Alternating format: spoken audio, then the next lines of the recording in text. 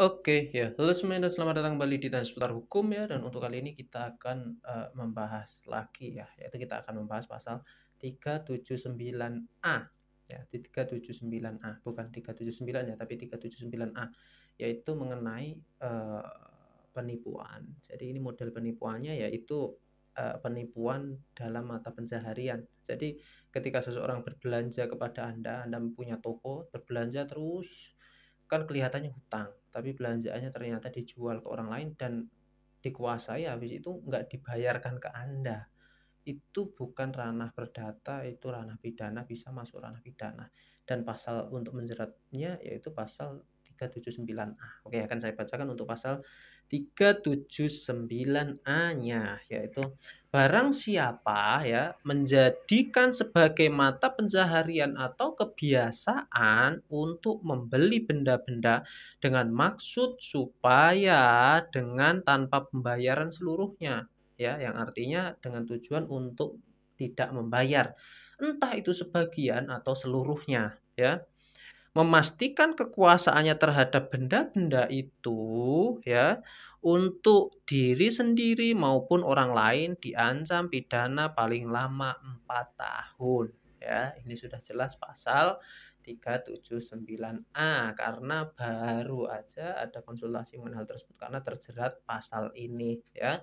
Jadi, ini, perbedaannya tipis antara hukum perdata dan pidananya ya. Ini loh, jadi klien ngotot, "Oh, ini loh perkara perdata ini ya, karena ini hutang piutang, saya hutang, ke pihak A dan pihak B, setelah itu kok bisa saya dipidanakan?" Ya, jadi unsur-unsurnya dalam pasal 379A ini sudah jelas ya, seperti itu.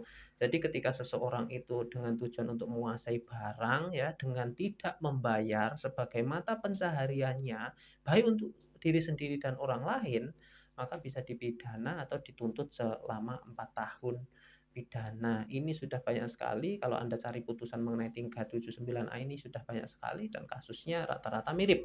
Ketika seseorang itu belanja atau beli barang beberapa kali juga dilakukan beberapa kali, setelah itu dikuasai dan tidak dibayar, baik itu sebagian dibayar atau sepenuhnya tidak dibayar, maka pasal ini sudah bisa menjerat seseorang tersebut. Oke, jadi untuk kalian yang eee, melakukan hal ini atau nggak membayar, hutang ketika melakukan pembelian sesuatu, atau Anda yang punya toko memberikan hutang kepada orang-orang yang belanja tapi tidak membayar, ancaman hukumannya pasal 379A ini, hati-hati ya, seperti itu.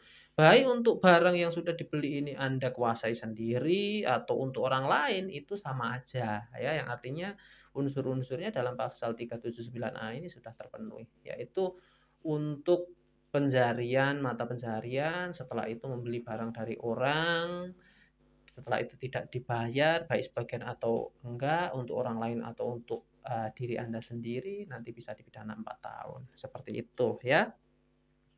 Hati-hati. Saya pikir itu cukup ya untuk pasal 379A-nya. Ini tidak terlalu rumit untuk memahaminya, unsur objektif dan subjektifnya juga sudah jelas ya. Seperti biasa, semoga bermanfaat dan terima kasih. Assalamualaikum warahmatullahi wabarakatuh.